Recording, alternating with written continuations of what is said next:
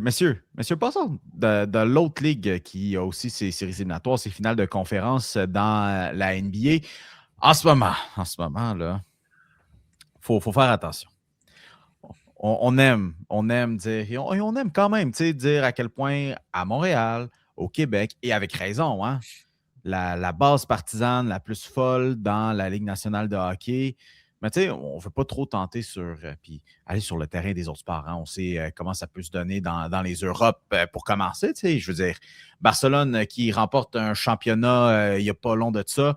Paris, quand ils ont gagné la Champions League aussi, mon Dieu, ce que Paris a passé un mauvais quart d'heure. Pop, Félix, New York, OK? Les Knicks font en ce moment 3-0 contre les Cavaliers. Les Knicks sont à une victoire de retourner en finale pour la première fois en 27 ans. Je ne pense pas que les gens sont prêts à New York pour un retour en finale. Même pas le championnat.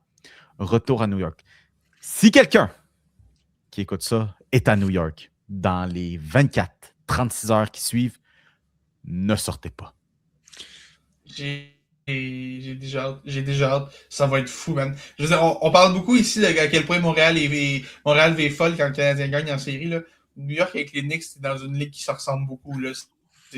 Le monde vit fou avec les Knicks. Ça fait tellement longtemps qu'on attend ça. Puis, sérieux, on était à une victoire. Ça prendrait une catastrophe pour qu'on s'écoule. Il y a plus de chances que ça finisse en 4 que de chances que les Cavaliers gagnent cette série-là. Ah, man, c'est cool. Je suis content pour les Knicks, cette équipe-là. L'ambiance autour de cette équipe-là est bonne en ce moment. Puis, en tant que grand fan de Karl-Anthony Towns, mon cœur est avec les Knicks en ce moment. Go Knicks. Mais écoute, moi, ce qui va être intéressant, c'est que je suis le premier sur ce show. Puis, j'ai déjà dit ça par le passé. Là. Je suis le premier sur ce show qui va critiquer l'Est comme quoi ça vaut rien comparé à l'Ouest. Puis le Thunder et les Spurs sont vraiment, vraiment bons. OK?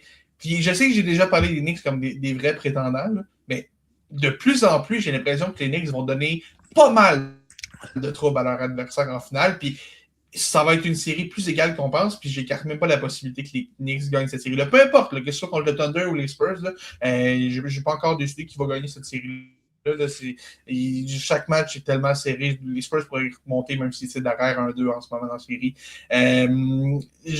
Je pense que les Knicks, sérieusement, là, ils vont être extrêmement négligés. Là. Mais j'haïs pas leur chance de gagner cette série. Vraiment, là, il y a quelque chose qui a cliqué. On gagne des matchs. Puis, oui, les Cavaliers, c'est pas le Thunder, c'est pas les Spurs, mais en ce moment, les Knicks jouent tellement du beau basketball. Tout le monde connaît son rôle. Tout le monde joue tellement bien. Pour vrai, en ce moment, j'ai presque envie de dire que je crois aux chances des Knicks de gagner la finale. Sans dire qu'ils sont mes favoris, je crois très, très sérieusement à leur chance de gagner. Mettons que tu leur donnes plus qu'un tiers des chances de l'emporter. Ah, ouais. Ah, non, je pourrais dire que c'est un 50-50. Je pense que c'est un 50-50. Je pense vraiment que c'est une série beaucoup plus serrée que les gens vont le réaliser. Parce que, et puis, encore là, je l'ai fait toute l'année. Là, je suis coupable. Là. C'est facile de dire que l'Est est une joke comparé à l'Ouest, surtout quand t'as le Thunder et les Spurs qui sont tellement forts. Mais les Knicks sont l'exception à la règle.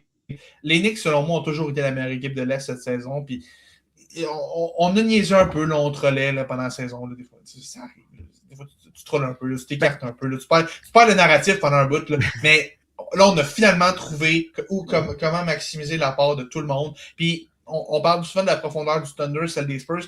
Les Knicks ont de la profondeur en masse. Mais il y a tellement de talent dans cette équipe-là. Ils ne sont pas à prendre à la légende. Ben, c'est surtout que les Knicks n'ont pas nécessairement eu la grosse saison régulière qu'on s'attendait. Je veux dire, 53 victoires, je veux dire, vous me direz, t'es un fou, c'est bien mieux qu'une claque à la gueule, hein? Mais dans le sens que tu te fais shifter par les Celtics qui n'avaient pas Jason Tatum pendant le 3/4 de la saison. Tu te fais pogner par les Pistons qui, bon, là, finalement, on n'en parle plus trop des Pistons aujourd'hui, hein? Mais comme quoi, tu n'as pas eu la grosse saison régulière dominante. Et voilà, tu es à une victoire d'atteindre les finales, Pop. À l'inverse, là, bon, James Harden n'a pas une grosse finale de conférence, hein, mais bon, James Harden, éventuellement, on va dire ça de même, là, je suis prêt à m'avancer sur ce terrain-là, éventuellement, lorsque les Knicks, quand les Cavaliers, dis-je, là, se feront sortir de cette finale de conférence, tu vois, James Harden va sûrement faire comme James Harden fait si souvent. Hein? Bah, tu sais quoi, ça me tente plus. Trouve-moi une autre destination, je veux m'en aller.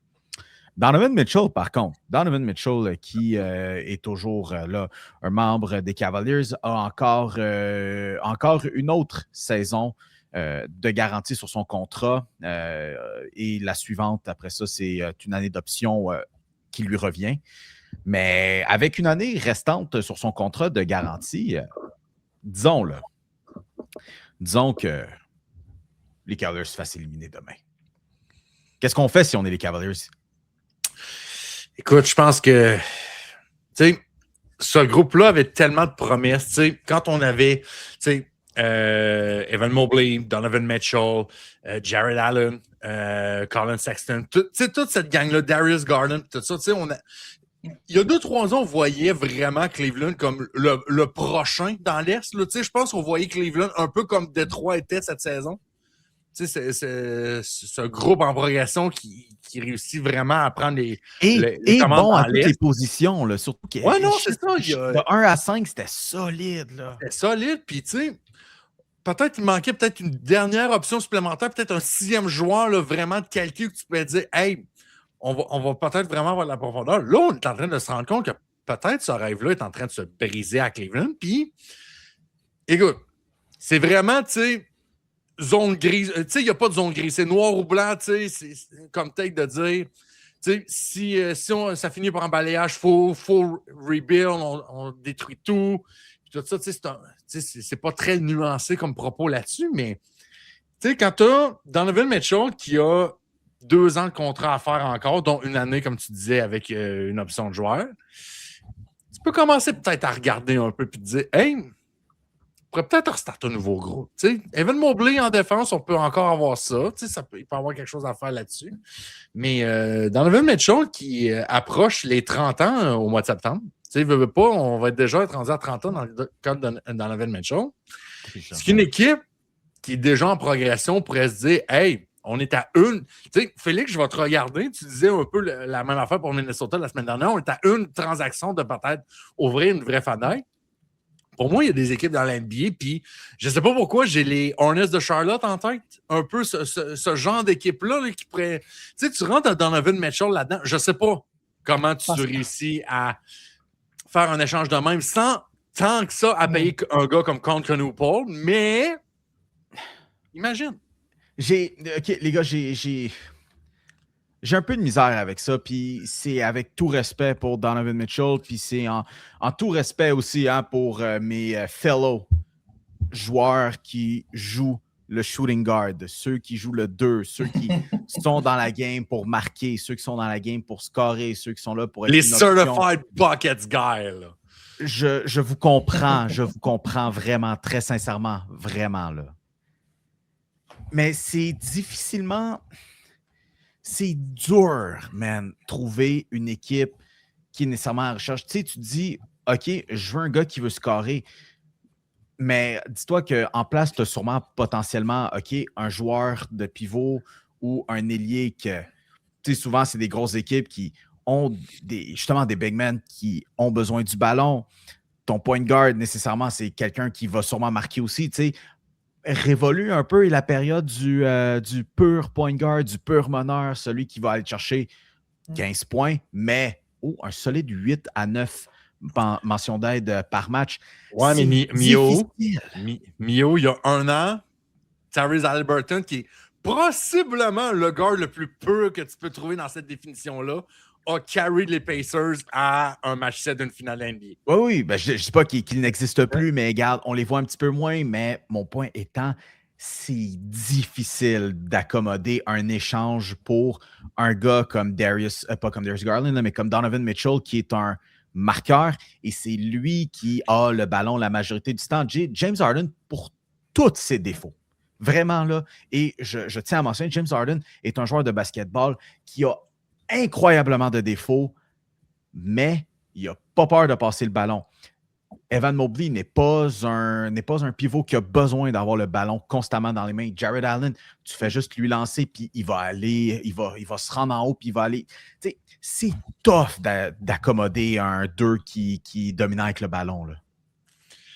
Oui, vraiment. Puis, écoute, le problème de Cleveland, si on va faire comme l'anatomie de cette Est-ce qu'on fait déjà un déception-là, post-mortem en avance puis que ça nous backfire Ben, spectaculairement la semaine tranquillement prochaine? pas vite. Gars, écoute, moi, le seul problème que j'ai avec Cleveland, je pense que c'est ça qui explique le fait qu'on n'est pas devenu la puissance qu'on pensait être. Evan Mobley n'a juste jamais atteint le même niveau. Evan Mobley est exactement le même gars que quand il est rentré, puis il n'est jamais devenu le vrai joueur de... Tu sais, Evan Mobley, à chaque année, on se dit, peut-être que là, c'est l'année où est-ce qu'il va prendre un step. Il ne l'a jamais pris, ce step-là, OK?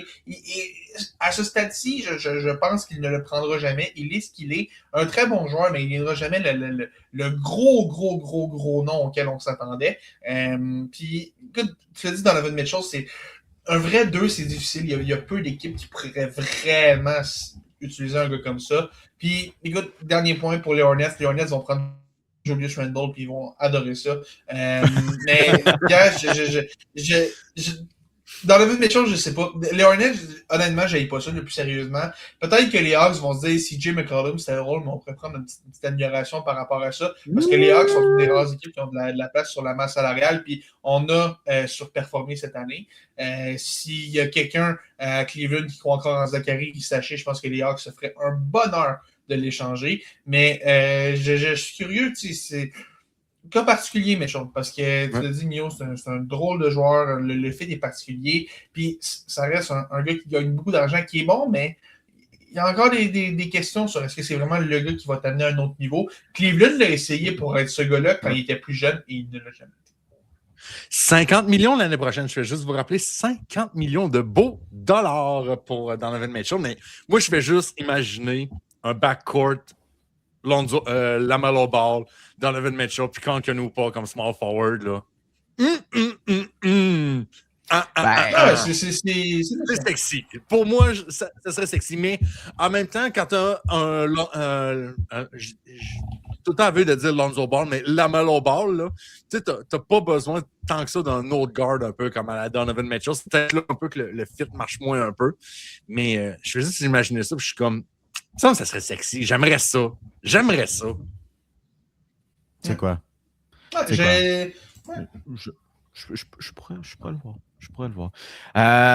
Hey, messieurs, pour terminer sur ce qui est du basket, en fait, pour avant de terminer, Evan Mobley, là, j'ai envie de casser du sucre un peu sur le dos des voteurs de la NBA. Dans quel fucking monde est-ce que Scottie Barnes n'est pas sur la première équipe défensive de la NBA? C'est quoi ça? Je pense que, en fait, je pense qu'on va couper ce short, messieurs. Je pense que c'est C'est qui la première équipe défensive cette année? À part Wemby, mettons, là? Laisse-moi te sortir. Wemby, Rudy Gobert, probablement? Je vous sors ça tout de suite. La première équipe défensive, parce qu'en fait, il faut comprendre qu'on n'y va plus par position maintenant. Fait que je pense que ça fait mal quand même aussi à Scottie Barnes. Mais c'est Rudy Gobert, Chet Holmgren et Victor Wembanyama. Les trois jouent la même position. Et ensuite, c'est Ausar Thompson et Derek White. Scottie Barnes est sur la deuxième équipe avec Cason Wallace, OG Anunoby, Dyson Daniels et Bam Adebayo. Mais je pense qu'en même temps, ça revient à même petite affaire qu'à toutes les années, dans le sens que le monde voit juste les Raptors moins jouer que partout dans la NBA. Si en même temps, tu as 3 centres sur la première équipe d'étoiles. Les gants dorés au baseball, là, ça marche encore par position. Là, je pense que c'est peut-être juste une affaire comme ça aussi, ou peut-être, en tout cas, je ne sais pas dans ça, mais quand déjà tu as 3 centres, puis très bon, 3 bons centres défensifs, là, je pense même Chet Holmgren, je pense qu'on ne peut pas y enlever ça tant que ça. Déjà là, tu pars avec 2 prix si tu es juste un guard ou un forward pour faire cette équipe-là. Je vais mentionner encore, c'est ridicule. C'est ridicule pour de vrai. Là. Je veux dire, mis à part, comme oui, Wembanyama et Holmgren et compagnie, oui, ils vont avoir beaucoup de stocks parce que ils sont quand même capables. C'est leur job! C'est leur job que de bloquer le ballon, mais après ça, si tu fais 3 blocs et 1 steal par match, Tandis que Scotty Barnes, c'est un gars qui peut faire les deux parfaitement. En tout cas, regarde, c'est pas là mon point. Je veux parler du. Miu, j'ai vu la même chose avec Jalen McDaniels, fait que je comprends ta frustration. C'est non plus qui était sur aucune des deux équipes, ce qui est absolument terrible. Hein, les deux équipes donc, Anthony Edwards n'a pas gagné Defensive Player of the Year, puis il n'est même pas sur les deux équipes défensives de l'année. Il a passé sa chance. Grosse prédiction, Mio. Il a passé sa chance de l'avoir, c'était cette saison ou rien. Non, mais pas vrai. En vrai, je veux parler du Thunder parce que bon, c'est en aucun cas, nous autres ici à la Triple Menace qui avons fait le cumul des chiffres. C'est Tom Haberstroh qui travaille pour Yahoo Sports qui a sorti les chiffres, hein, parce que on aime ça chialer sur Shai Gilgeous-Alexander, comme quoi, bon, il se laisse tomber un petit peu trop sur ses tirs, mais bon, en même temps, il y a un argument tactique à la chose que, bon, tant qu'à faire, hein. Au pire, tu vas avoir un tir de plus au lancer franc. Donc, il est allé compiler plus de 1000 tirs de quelques-uns des meilleurs marqueurs encore en séries éliminatoires en ce moment. Donc, il est allé chercher Shai Gilgeous-Alexander, James Harden, Jalen Brunson, Donovan Mitchell et Victor Wembanyama. Et il est allé vraiment là, tir à tir. On va comparer.